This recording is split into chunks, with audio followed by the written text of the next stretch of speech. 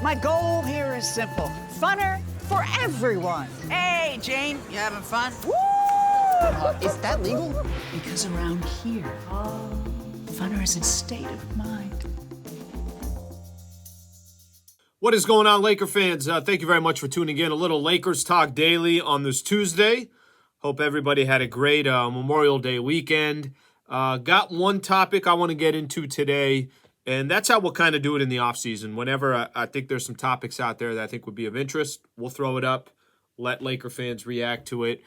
So we're certainly going to do that for today's show. A couple quick reminders here. Please subscribe to the channel. If you have not subscribed to our channel yet here on ESPN LA, we'd appreciate it. We're putting up great content. Live streaming all our shows. Obviously, everything is with a local twist.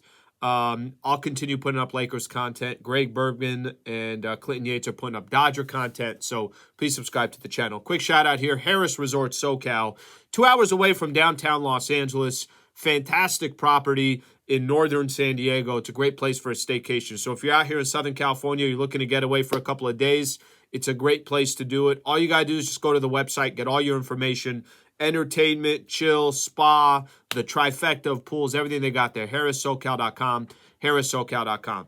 Laker fans, I want to do a little bit of a, what do you want to call it, a report card?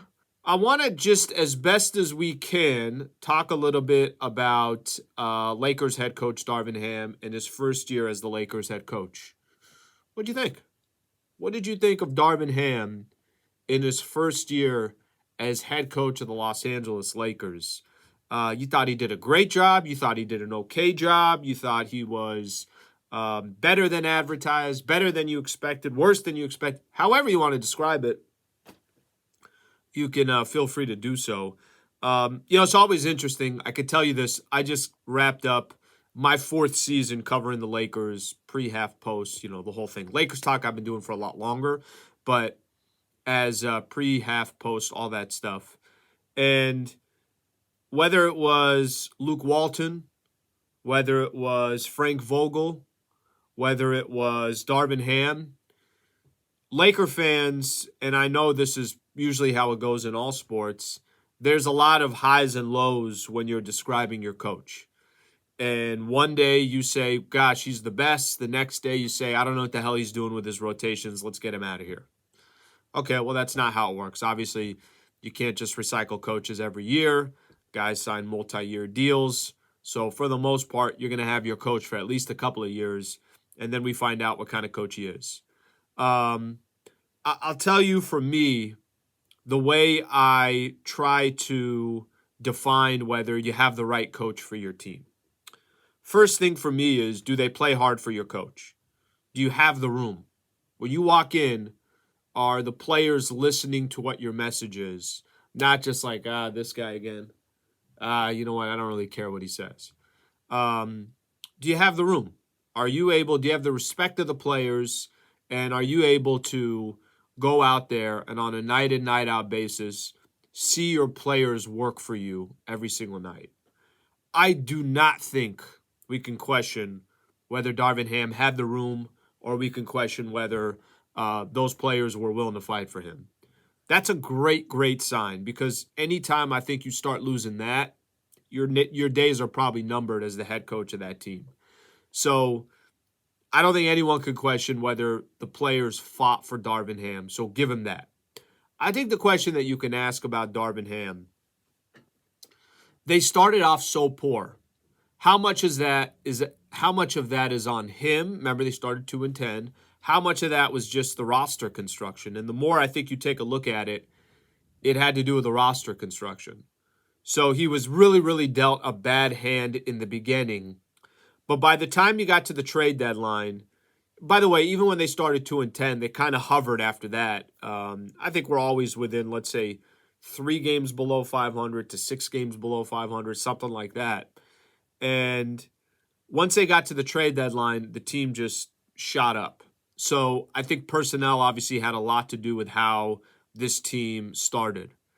I think once you got to the trade deadline, then you started seeing a team that had real defense, was making a push for the playoffs, were a headache for a lot of other teams out there, and certainly for the Lakers, the talent obviously only got better.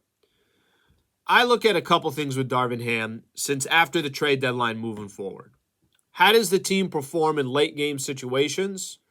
And X's and O's. Do you feel like your coach has got a good grasp? You can motivate the guys, they could be competing, but does your coach also have a good grasp for what to do in this situation, that situation, everything else? I thought his X's and O's got better as the season progressed. I thought the rotations got better as the season progressed. And I think the best way to judge Darvin Ham was playoff time. I think playoff time, he made adjustments, or he decided, I'm sticking with what's working, and I don't care what's on my bench. I don't care what you're going to do. I use as an example the Golden State Warriors. Warriors had three of the last, or actually no, in the 6 games, they had 3 different starting lineups. They're trying everything out. I thought against Memphis, he basically said, this is who we're going to be, and you got to try to find a way to stop us. Lakers ended up winning that series. Against Denver, I don't know if you want to say that they had better rotations, Lakers didn't adjust enough, or were the Nuggets just better than the Los Angeles Lakers? I think most people would say that they were just better than the Los Angeles Lakers, but I don't really put that on him. Maybe some late game stuff, but I know a lot of those are situations where you're telling Braun, hey, you make the decision here. So he was obviously putting faith in his superstar. I think overall for me, I thought Darvin Ham did a really, really good job as a first-year head coach, taking a team to the Western Conference Finals, having a completely different roster by the time you got to the trade deadline, dealing with the Los Angeles Lakers, the media, the market, the attention, all that stuff. I don't think any of that stuff fazed him, to be honest with you. So I thought, personally, Darvin Ham did a fantastic job. Laker fans, your thoughts. What'd you think? Darvin Ham get the job done for you? Did he do what you were hoping for, or were you expecting more from him? You could put your comments below. Quick shout out here, Power Pro Plumbing, Heating and Air. 20 years in the industry, 30 plus years of industry experience. If you're out here in Southern California, they're a proud partner of Lakers Talk Daily.